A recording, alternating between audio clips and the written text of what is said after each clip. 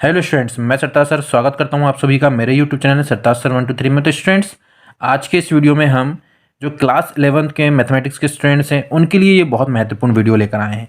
जैसे कि आप सभी की जो वार्षिक परीक्षाएं हैं वो घोषित हो चुकी है, जो कि 2023 के विद्यार्थी की हम बात कर रहे हैं, जो कि अभी वार्षिक परीक्षा देने वाले हैं। तो विद्यार्थियों, आपके लिए ये बहुत ही ज़रूरी होता है कि हमें इम्पोर्टेंट क्वेश्चन पता होना चाहिए, पिछले जो प्रश्न पत्र हैं बोर्ड एग्जाम में कैसे आए हैं। इससे हमको परीक्षा की दृष्टि में या परीक्षा में एक आइडिया होता है कि किस तरीके से प्रश्न पत्र आने वाले हैं।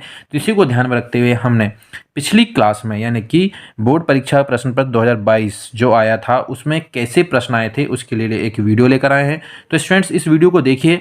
आपका जो पेपर वार्षिक परीक्षा में आने वाला है वो इसी पैटर्न पर होगा और बिल्कुल इसी तरीके से पेपर होगा। इंपॉर्टेंट क्वेश्चन चैप्टर वाइज आपको हमारे ही चैनल में मिल जाएंगे।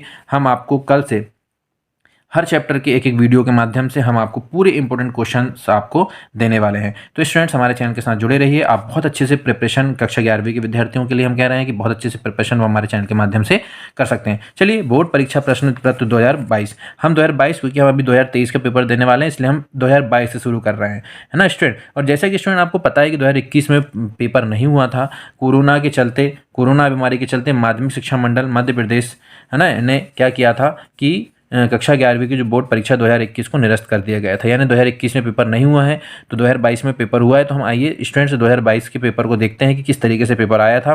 जैसे कि सही विकल्प चुनकर लिखिए। तो जैसे कि सही विकल्प किस तरीके के आए थे कि समुच्चय 1 के उप समुच्चयों की संख्या क्या होगी। ठीक है, तो हम सिर्फ प्रश्न पत्र दिखा रहे हैं स्टूडेंट, आंसर अभी नहीं बता रहे हैं। आंसर यदि आपको लगता है तो आप हमें कमेंट्स करके बताइए, तो हम आपको आंसर भी प्रोवाइड करा देंगे।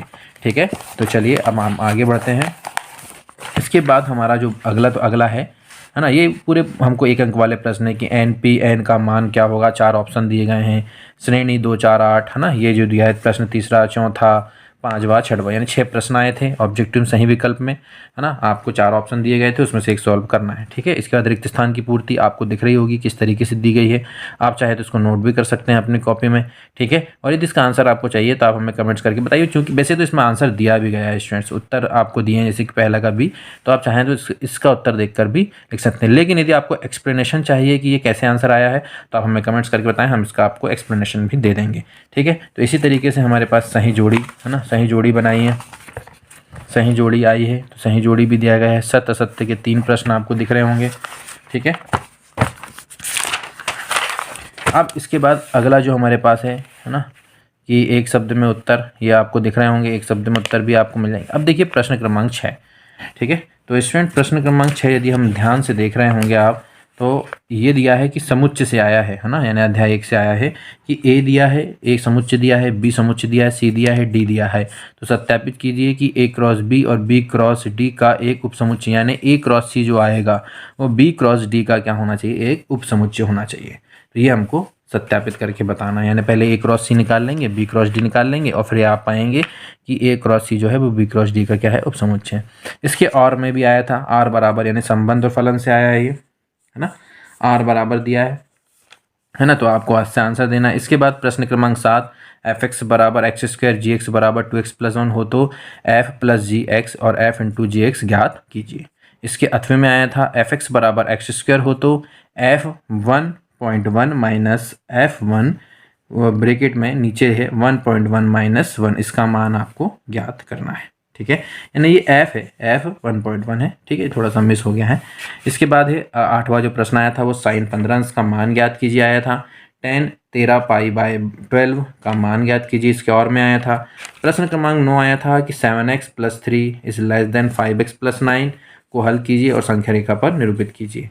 उसी के अथवे में आया था कि x के लिए, मतलब आपको वास्तविक संख्या x के लिए हल ज्ञात करना था। x/4 is less than 5x - 2/3 minus 7x - 3/5। ठीक है, तो ये 9 प्रश्न हो गए थे। इसी तरीके से 10वां प्रश्न जो हमारे पास है वो दिया था हमको द्विपद प्रमेय से कि x² - y⁴ के प्रसार में व्यापक पद आपको निकालना था। इसके और में आया था x/3 + 9y⁴ के प्रसार में मध्य पद ज्ञात कीजिए। प्रश्न क्रमांक 11 था हमारे पास 2022 के पेपर में कि यदि किसी समांतर श्रेणी में mवा पद n तथा nवा पद m है जहां m is not equal to n हो तो pवा पद ज्ञात कीजिए। इसके अथवा में आया था यदि a की पावर n प्लस b की पावर n अपॉन a की power n minus one plus b की पावर n माइनस वन जहाँ a तथा b का समांतर माध्य हो, है ना, जहाँ ये जो है ए बी का समांतर माध्य है तो एन का मान ज्ञात कीजिए। तो यहाँ पर आपको एन का मान निकालना है। ठीक है, इसके बाद है दिया था कि दर्शाइए कि बिंदु P -235 Q123 R 7 0 -1 संरेख है, यानी संरेख वाली कंडीशन लगा के इसको सॉल्व करना है। बिंदु के बीच की दूरी, यानी यहाँ पर दो बिंदु दिए गए हैं -372 और 24 - 1 के बीच की दूरी ज्ञात कीजिए। ठीक है, तो स्टूडेंट्स के बीच की दूरी आपको निकालना है। प्रश्न क्रमांक 13 दिया गया था, मान ज्ञात कीजिए। Limit x tends to 0 sin ax upon bx। इसके अथवे में दिया था fx बराबर x² का अवकलज ज्ञात कीजिए। ठीक है, अब इसके बाद प्रश्न क्रमांक है 14 PA दिया है, यानी प्रायिकता दी है PA बराबर 3/5, PB बराबर 1/5 और A और B परस्पर अपवर्जी घटना है तो PA या B ज्ञात कीजिए। इसके अथवे में आया था यदि E और F घटनाएं इस प्रकार है कि PE का मान 1/4, PF का मान 1/2 हो और PE इंटरसेक्शन F का मान 1/8 हो तो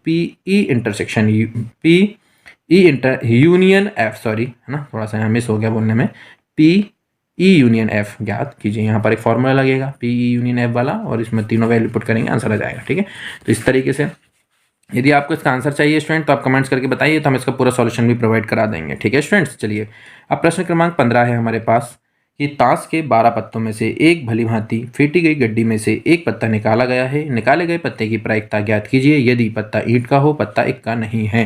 यानी ये दो कंडीशन दी गई है, 2 नंबर पे ये आया है।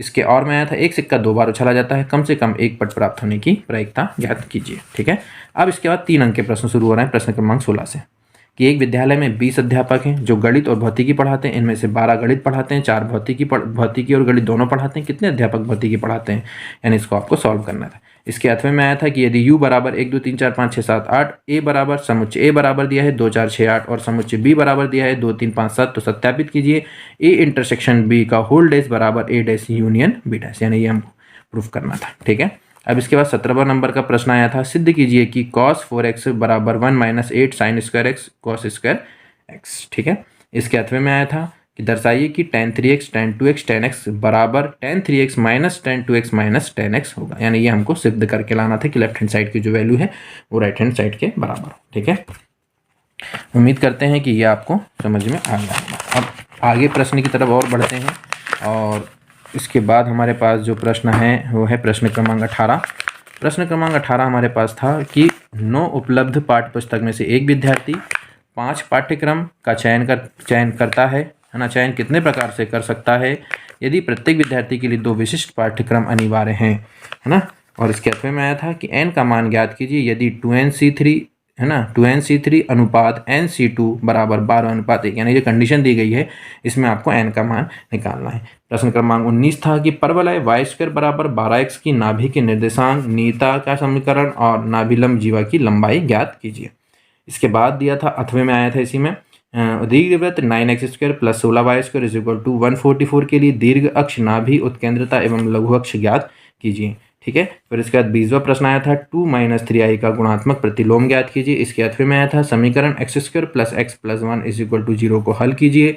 21वां प्रश्न था अनुक्रम 7, 77, 777 डैश डैश डैश के n पदों का योगफल ज्ञात कीजिए।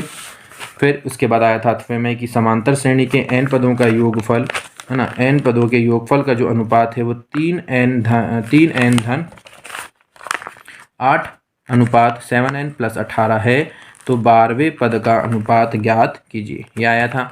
और इसके 22वां प्रश्न था बिंदु 2 2 से जाने वाली रेखा का समीकरण ज्ञात कीजिए जिसके द्वारा अक्षों से काटे गए अंतःखंड का योग 9 है। इसके अथवे में आया था y minus √3x minus 5 is equal to 0, √3y minus x plus 6 is equal to 0, रेखाओं के बीच का कोण ज्ञात कीजिए, ये 22वां प्रश्न था। और 23वां प्रश्न हमको दिया था कि माध्य के सापेक्ष माध्य विचलन ज्ञात करने के लिए, जिसमें x की जो वैल्यू दी थी 2 5 6 8 10 12 और ऐप दिया था 2, 8, 10, 7, 8, 6 और इसमें हमको माध्य के सापेक्ष माध्य विचलन ज्ञात करना था। इसके 8वें में भी आया था कि माध्य के सापेक्ष माध्य विचलन। आंकड़े बदले गए हैं जो कि आपको स्क्रीन में दिख रहे होंगे। तो ये हमारे पास जो हमने आज आपको बताया वीडियो में स्टूडेंट्स, ये था बोर्ड परीक्षा 2021 का जो प्रश्न पत्र है, 2022 का जो प्रश्न पत्र है वो आपको हमने बताया कि इसमें किस तरीके के क्वेश्चंस आए हैं। आप इन क्वेश्चंस को नोट कर लीजिए और इनकी अच्छे से प्रैक्टिस कीजिए। यदि आपको लगता है कि इनका सॉल्यूशन हम आपको चाहिए तो आप हमें कमेंट्स करिए, तो हम इसका सॉल्यूशन भी आपको प्रोवाइड करा देंगे। और 2021 में पेपर नहीं हुए थे स्टूडेंट, तो 2021 का प्रश्न पत्र हम आपको नहीं बता रहे हैं। अब अगले वीडियो में हम आपको 2020 का प्रश्न पत्र कि कैसा आया था वो भी हम आपको बताएंगे। यानी हम अलग अलग वीडियो के माध्यम से सारे प्रश्न पत्र आपको प्रोवाइड करा रहे हैं। इन प्रश्न पत्रों को आप नोट कीजिए, अच्छे से प्रैक्टिस कीजिए। यदि आपको सॉल्यूशन चाहिए तो आप हमें कमेंट्स करके बताइए, तो हम आपको उनका सॉल्यूशन भी प्रोवाइड कराएंगे। तो उम्मीद करते हैं कि आज की वीडियो के माध्यम से जो आपके प्रश्न 2022 में जो प्रश्न आए वो समझ में आ गए होंगे और इनकी मदद से आप 2023 की अच्छे से तैयारी करेंगे। चलिए, उम्मीद करते हैं कि आपको ये वीडियो अच्छा लगा हो। वीडियो अच्छा लगा तो वीडियो को लाइक कीजिए, चैनल को सब्सक्राइब कीजिए और हमारे साथ जुड़िए। चलिए स्टूडेंट्स, फिर मिलेंगे अगले वीडियो में कुछ नई टॉपिक के साथ। तब तक के लिए धन्यवाद।